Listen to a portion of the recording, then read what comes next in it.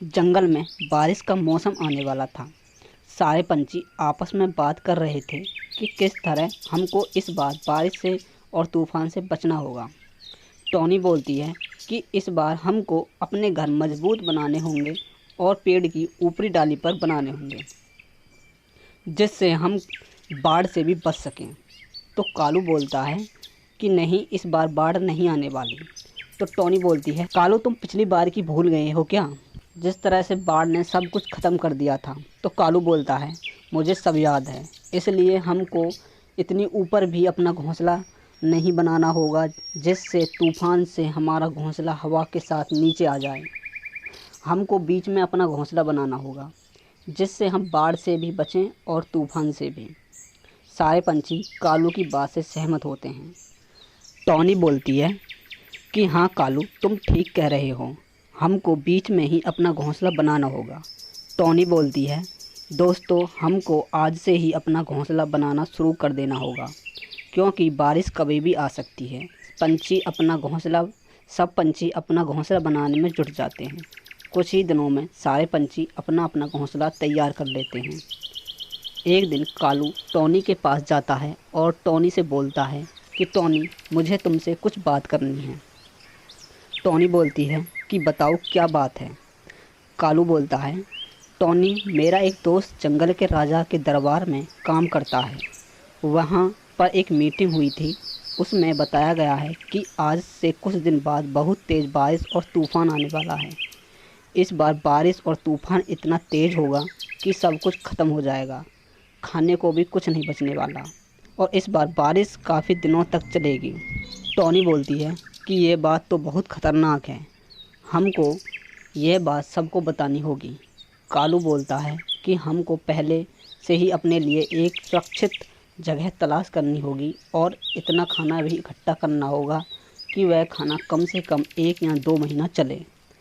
Tony बोलती है कि हमको यह बात सारे पंछियों को बतानी होगी। कालू और टॉनी सब को इकट्ठा कर लेते हैं।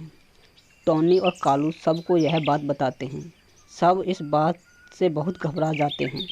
टॉनी बोलती है, हमको अब सुरक्षित जगह देखनी होगी।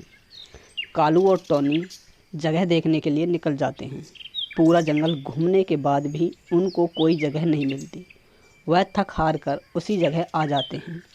सब पंछी उनसे पूछते हैं कि क्या हुआ, तुमको कोई जगह मिली?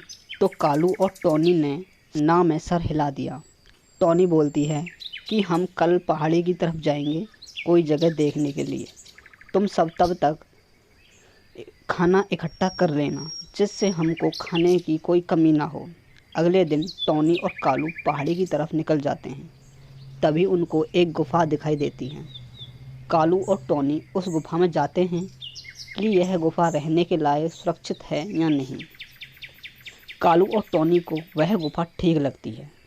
वह पंछियों के पास जाते हैं। तब तक सारे पंछियों ने बहुत सारा खाना भी इकट्ठा कर लिया था।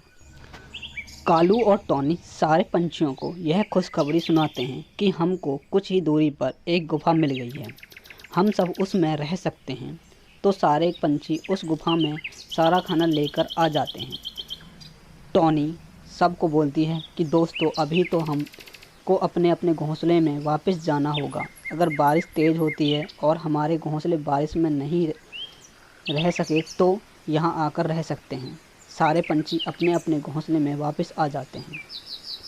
कुछ दिन बीत जाते हैं। अचानक ही आकाश में काले काले बादल छाने लगते हैं और तेज़ हवा के साथ साथ मूसलाधार बारिश होने लगती है। बारिश इतनी तेज़ थी कि कुछ पंछियों के घोंसले टूट जाते हैं और जंगल में बाढ़ भी आने लगती है। सारे पंछी डर जाते हैं और टॉनी के पास जाते हैं और बोलते हैं कि टॉनी, हमको अब गुफ़ा में जाना होगा।